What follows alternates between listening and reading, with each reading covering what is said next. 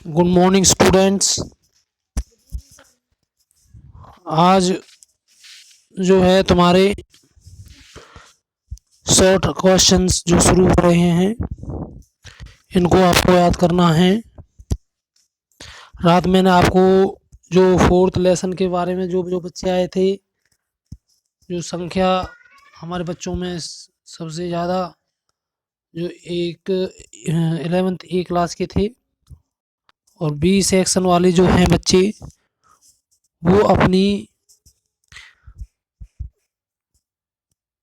Presentation नहीं दे पा रहे हैं। उनसे कहना चाहता हूँ जो बच्चे प्रेजेंट हैं वो उनके साथ कोई ना कोई उनका नंबर होगा, उनके फ्रेंड्स हैं जैसे, वो उन पर कॉल करें और वो हमसे सीधे संवाद करें। तो आज ये क्वेश्चन जो हैं तुम्हारे शॉर्ट आंसर टाइप क्वेश्चन।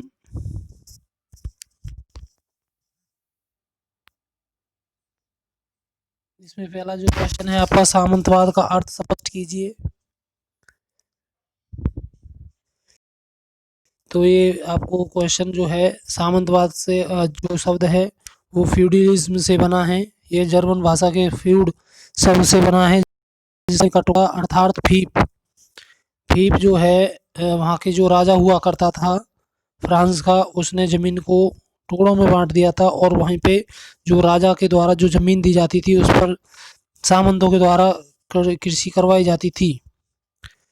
मतलब भूमि और सामंतवाद का तात्पर्य भूमि व उस पे होने वाले उत्पादन से है। और उनको टुकड़ों में बांटकर पादरी वर्ग और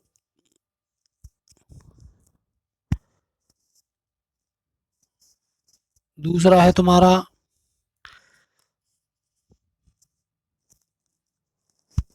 अभिजात वर्ग, तीसरा है आपका कृषक वर्ग।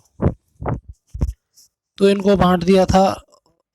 राजा जो था वो लॉर्ड का रूप कार्य करता था इन जो वर्गों के लिए। और ये जो लोग थे पादरी वर्ग, इससे भूमि के टुकड़े से समय समय पर कर इकट्ठा करते थे और उसको कृषि के लिए कृषकों को अपने पास एक गुलाम बनाकर रखते थे और ये उसका उस जमीन के टुकड़े का खुद मालिक होते थे। यानी इस पे ये जो पद्धति थी ज़्यादातर हिस्सों में यूरोप में अपनाई जाने लगी और जिसे फ्यूडलिज्म का नाम दिया गया। अगला जो क्वेश्चन है आपका, सामंतवाद की 3 विशेषताएं बताइए। सामंतवाद की 3 विशेषताएं आप इसे पॉइंट भी बना सकते हो। सामंतवाद की निम्नलिखित 3 विशेषताएं थी। नंबर 1,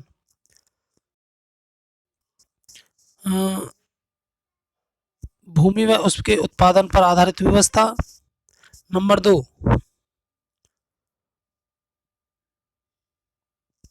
लॉर्ड की भूमिका।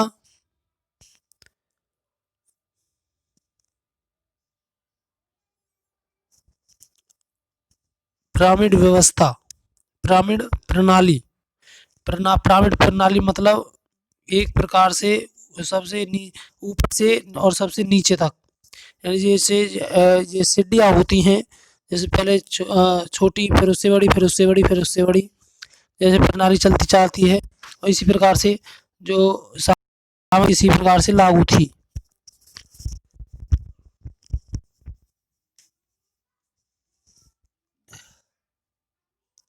नेक्स्ट क्वेश्चन है आपका, चर्च में प्रमुख श्रेणियाँ कौन कौन सी थी। तो ये क्वेश्चन है, बिशप, पादरी और भिक्षु। बिशप आपको पता है यानी पादरियों का वर्ग होता था और इसका जो दर्जा सबसे ऊंचा होता था। दूसरा है पादरी, यानी धर्म के जो मामले थे ये बिशप के सहायक माने जाते थे। सारे राज्य में उनका जाल फैला हुआ था। गांव और नगर में चर्च की गतिविधियां यही चलाते थे। तीसरा है भिक्षु, बिशप और पादरियों के आर्थिक, धर्म का ज्ञान में विकास करने की संस्था मठ थी।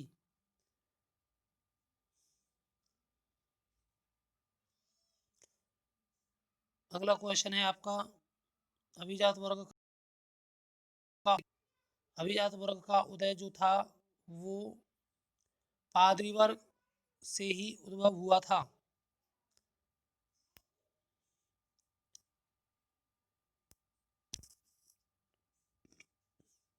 आपको पता है सामंतवाद जो प्रथा थी उसका उद्भव फ्रांस में हुआ और धीरे धीरे यह प्रथा पूरे यूरोप में फैल गई। यहाँ जो बड़े बड़े स्वामी थे, जो राजा से उनको भूमि प्राप्त होती थी, वो उनके मालिक बन गए। जो उनको जो जागीरें मिलती थी उनसे वो अपने आप सतर को व्यवस्थित एक अन्नदाता के रूप में सामने आए लोगों के लिए। ये जो वर्ग था अभिजात वर्ग कहलाया। नेक्स्ट क्वेश्चन है मध्यकाल कृषक दासता पर टिप्पणी लिखें। ये जो क्वेश्चन है आपका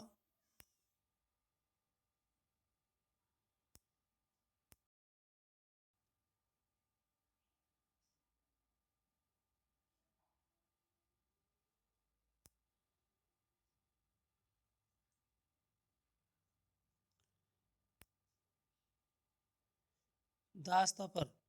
मध्यकाल में कृषि दास एक अर्धबंधक का जीवन जीता था। जैसे एक एक प्रकार से बंधुआ मजदूर जो होते हैं बंधुआ, और एक बेगार। बेगार समझते होंगे, बेगार का अर्थ है एक ऐसा व्यक्ति से कार्य कराना जिसको मेहनताना नहीं दी जाती है, केवल उसकी जरूरत को ही पूरा किया जाता है। इसे सर्व कहा जाता था। अंग्रेजी में टू सर्व जीता से ये जो बनी है, ये शब्द बना है। तो इसमें ये आपको क्वेश्चन याद कर लेना है। अगला क्वेश्चन है उत्तर मध्यकाल में कृषि तकनीक में आए 3 मुख्य बदलावों का संक्षिप्त में वर्णन करें।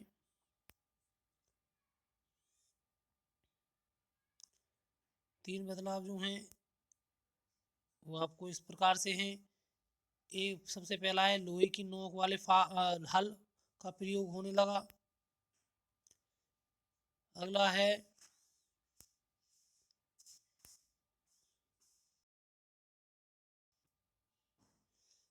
पशु प्रयोग में नई तकनीक, प्रति वर्ष फसल।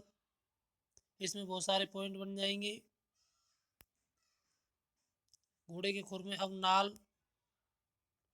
उन्नत किस्म देने वाले बीज का प्रयोग, मशीनरियों का प्रयोग। इस तरह से ये जो क्वेश्चन होगा ये पॉइंट बना लेना है इसका।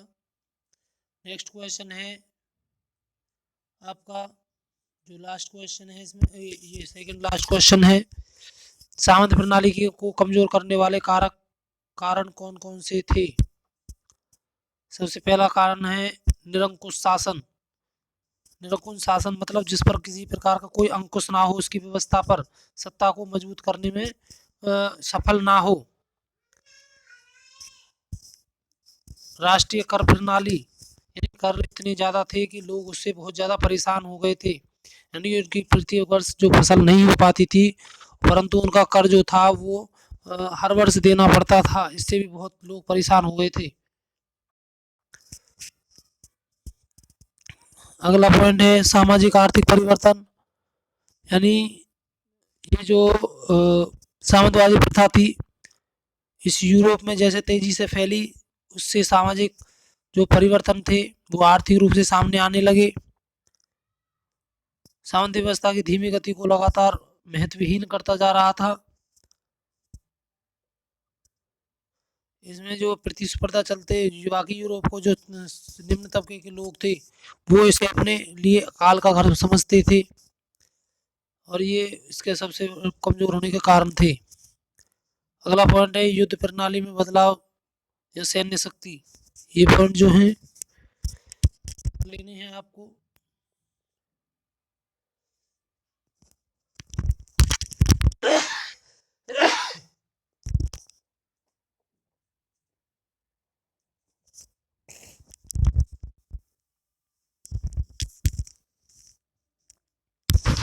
नेक्स्ट क्वेश्चन है आपका उत्तर मध्यकाल में हो रहे 3 राजनीतिक परिवर्तनों का वर्णन कीजिए। तो 3 राजनीतिक परिवर्तन: निरंकुश शासक, सैन्य शक्ति में बदलाव, सामंती सर्वोच्चता का अंत। तो प्यारे बच्चों यह आज का ये शॉर्ट आंसर टाइप क्वेश्चन है 8, ये आपको लर्न करने हैं। इतने हार्ड क्वेश्चन है नहीं, बहुत आसान क्वेश्चन है। इनको अपने विवेक से याद करना है सभी को, और इतना इसमें है भी नहीं।